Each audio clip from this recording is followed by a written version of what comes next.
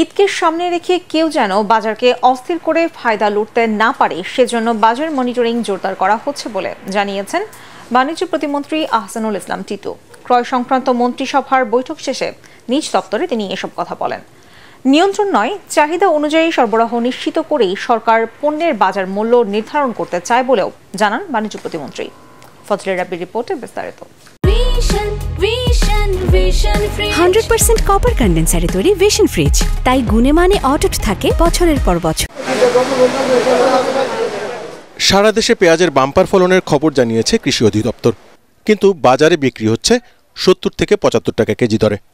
আদা 220 থেকে 230 টাকা কেজি, রসুন 240।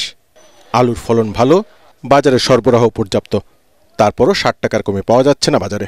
পটল, করল্লা, পেঁপে সহ কোনো সবজিই নেই 80 টাকার নিচে।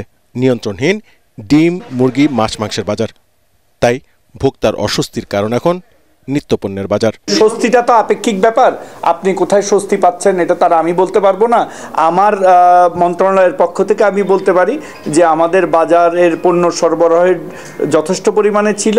আমরা তো বাজার নিয়ন্ত্রণের চেষ্টা করতেছি না, আমরা বাজারটা যেন প্রপারলি ফাংশন করতে পারে, ডিমান্ড এবং সাপ্লাই অনুযায়ী জানি প্রাইসটা নির্ধারিত হয় এবং যেগুলো আমদানিকৃত পণ্য সেগুলো আমাদের যে ইন্ডিকেটিভ প্রাইস তার কারণে কাছাকাছি থাকে, এটাই আমাদের চেষ্টা থাকে। সো আমরা তো ন্যায্য মূল্যের দোকান খুলি না, এটা তো হলো ফ্রি মার্কেট ইকোনমি আমরা বলতেছি। প্রধানমন্ত্রী শেখ হাসিনা সোমবার বাণিজ্য প্রতিমন্ত্রীকে বাজার মনিটরিংয়ে কঠোর নির্দেশ দেন।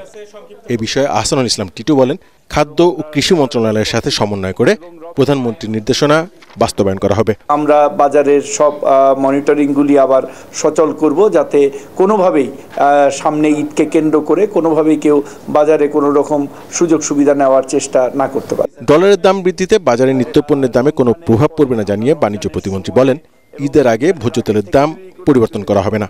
আমাদের আমদানিকারকরা তখনই কমপ্লেন করতেছিল যে ব্যাংক থেকে তারা সরকারি যে নির্দিষ্ট রেট সেই রেটে তারা ডলার পাচ্ছিল না। সো তারা তখনই 120 টাকা 22 টাকা এক একজন এক এক রকম ভাবে প্রাইভেটলি সেটেল করতেছিল। ফজলে রাব্বি, এটিএন বাংলা, ঢাকা।